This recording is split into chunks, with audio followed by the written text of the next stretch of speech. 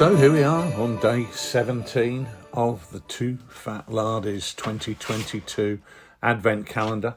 I'm about to open up that window and let's see what's behind it today. Well, this is an interesting one. What makes a great wargaming project, and which has been your favourite project to do? Well, that's a difficult one because obviously I've had so many over the years, but I guess for me, a wargaming project must have clear parameters. I guess it's like the idea behind a pint-sized campaign. You want to see a beginning, but you also want to see an end. And that's for buying the figures, for painting the figures, and for creating the terrain. Because I think if I'm looking at a project, I like to look at it holistically. Now, usually my projects are inspired by history, but rather than wanting to game a whole war, it usually begins with me looking to game a particular action from that conflict. And that actually is good because it makes it more manageable. I don't need to buy and paint everything for D-Day, but I might want to buy and paint everything for attacking a certain pillbox or German defensive position on D-Day. For my current project that I'm working on, I wanted an Indian force thrusting south across the Chidwin River towards Rangoon as part of Operation Dracula, a fabulously named operation for the recapture of Rangoon. And that sets my target. I know it's going to grow later, but that growth will be organic as I add the odd unit here and there.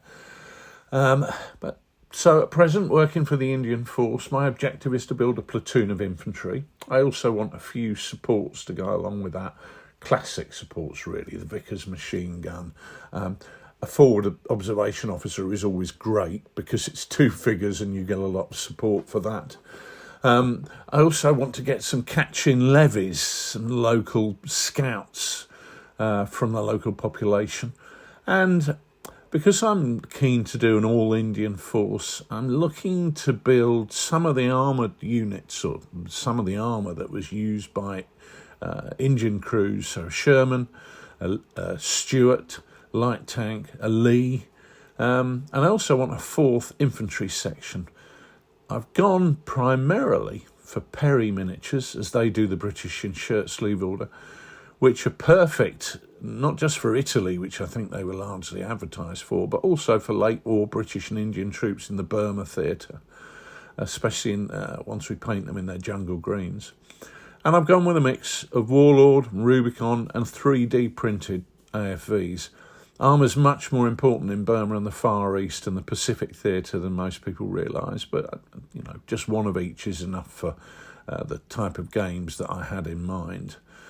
The project needs some figures with an opportunity to add my own look for a force. It's really important for me that I feel personally attached to a force that I'm going to be game with. And, sometimes I do use other people to paint figures on my behalf, but I usually ask them to leave some bits for me to add so I can make that very personal. Now, the thing with building a force that I feel is my force, that could be about converting figures. So for the Indian Army, I've done some head swaps to give the tank commanders Sikh heads in the turbans. I've also done some engineers. They were a conversion from Warlord plastics using the European British infantry bodies and the Commonwealth North African 8th Army infantry arms with their rolled up sleeves. I really like converting figures, even if I'm not great at it. But when I did my Renaissance armies during lockdown, I really let myself go with things like a man being broken on the wheel where he was stripped to a loincloth and had the priest standing by. And I actually used some ancient figures for that, some of the Victrix plastic Gauls, because they are mainly naked, and I was able to, being plastic, chop and rebuild the figures to get the right poses that I want. I really enjoy doing that. I also had some Landsknechts dragging forward a cow with which to taunt the Swiss, who had a reputation for being overly enamoured, shall we say, with their bovine friends. Also, for that project, I got to do a whole raft of hand-painted flags that I'd copied from period manuscripts. That personalisation is really what I'm looking for, and I'm keen to see that with any force. Finally, I'll have terrain in mind. After a long time immersed in the jungle, I wanted this Burma build to be a bit more open, with paddy fields and cultivated land, some roadside houses in the Burmese style, including a row of little shops where you can have a butcher, baker, candlestick maker at the side of the road, with some steps up to those, which I've been scouring Google Earth and comparing the modern view with the old period photos, and that couple of concrete steps up to the shops is very much of that period of the pre-war era, and I'm looking to get that look. In fact, you look at Burmese houses and they're often really very much like those classic houses on stilts, but they're the ones you see out in the countryside. Here I'm looking at a main road heading down towards a major city, and there the look is a lot more Indo-Oriental, a lot more pseudo-European, but with definitely that Eastern touch. So what I've done is I've taken some Japanese MDF buildings, which I'm converting, to look a bit more scruffy and a bit less Japanese, but they serve as a great basis, especially as a lot of buildings are going to be made of wood, and that's where MDF buildings really come into their own. So I'm trying to get that feel of maybe some modern light industrial and the look and colour of the bazaar. So that's an example of the holistic approach that I like to take to a project. Once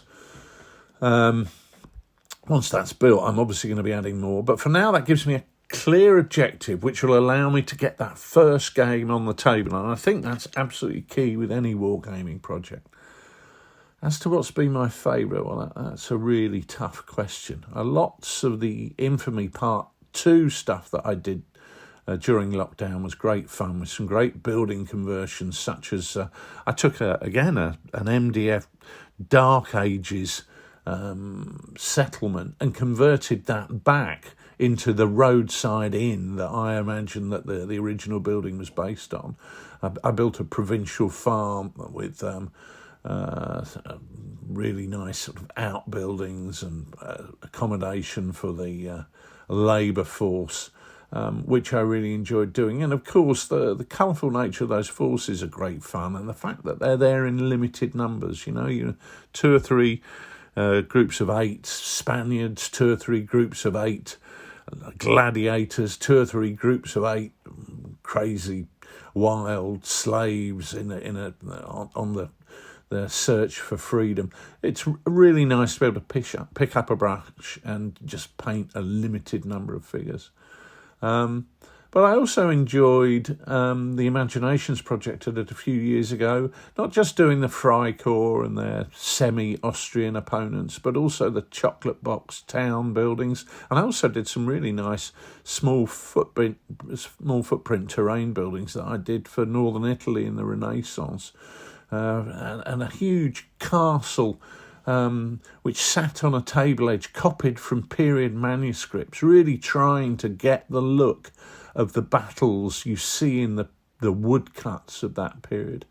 I mean, really choosing your favourite wargaming period is a bit like choosing your favourite child. It's impossible because you love them all. But if I had to nail my colours to the mast, it would be that Renaissance project from lockdown.